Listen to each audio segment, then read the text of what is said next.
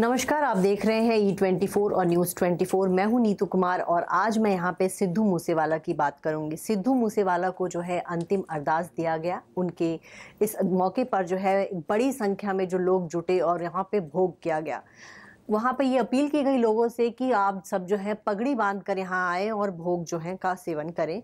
बता दें 3 किलोमीटर लंबी लाइन लग गई थी सिद्धू मूसेवाला के फैंस की और काफ़ी भीड़ थी, लेकिन इसके बावजूद फैंस जो है समागम स्थल तक गए। उन्होंने वहां पर श्रद्धांजलि दी और उसके बाद भोग सेवन किया। सिद्धू मूसेवाला के माता पिता भी इस मौके पर आए थे और उन्होंने जो है अपना पूरा दर्द बयां किया। उनको इंसाफ चाहिए ही। इस मामले में अब तक जो है 8 लोगों की गिरफ्तारी हुई है, लेकिन अब तक ये क्लियर नहीं हो पाया है कि किसने हत्या की, क्या पूरा मकसद था। इस मामले में जो है अभी भी पंजाब पुलिस जांच कर रही है। उनके माता पिता ने पंजाब सरकार पे भरोसा जताया है और ये कहा है कि भले ही देर से लेकिन हमें इंसाफ मिलेगी। इस मौके पर जो है उनके पिता ने अपने बेटे के बारे में बहुत सारे खुलासे किए। उन्होंने कहा कि सिद्धू मूसेवाला जो थे, कभी भी उन्होंने अपने पिता को किसी भी चीज़ के लिए परेशान नहीं किया।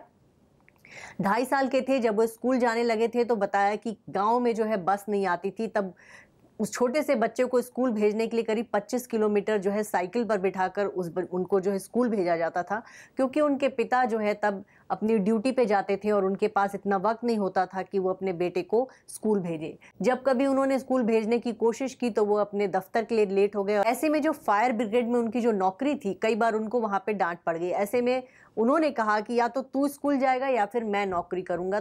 फिर जो है उन्होंने इंतजाम किया एक साइकिल वाले का, जो 2.5 साल के सिद्धू मूसेवाला को जो है स्कूल छोड़ाया करता था और लेकर आया करता था। उनका ये कहना था कि 12वीं की पढ़ाई तक उन्होंने जो है अपने मन से पढ़ाई की और कभी भी जो है पिता को परेशान नहीं किया। और उसके बाद जो है 12वीं पास करने के बाद जो है यहाँ तक कि पैसे भी खुद कमाए।